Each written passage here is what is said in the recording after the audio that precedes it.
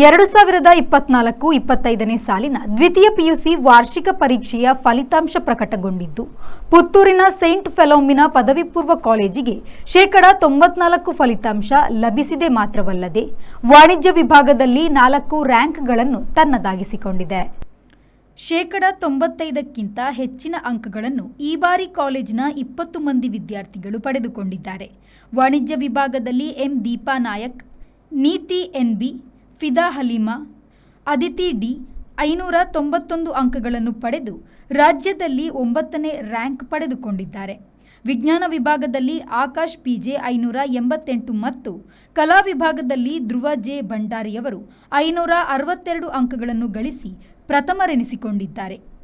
155 ಮಂದಿ ವಿದ್ಯಾರ್ಥಿಗಳು ವಿಶಿಷ್ಟ ಶ್ರೇಣಿಯಲ್ಲಿ, 405 ವಿದ್ಯಾರ್ಥಿಗಳು ಪ್ರಥಮ ಶ್ರೇಣಿಯಲ್ಲಿ ತೇರ್ಗಡೆ ಹೊಂದಿರುತ್ತಾರೆ ಎಂದು ಕಾಲೇಜಿನವರು ತಿಳಿಸಿದ್ದಾರೆ.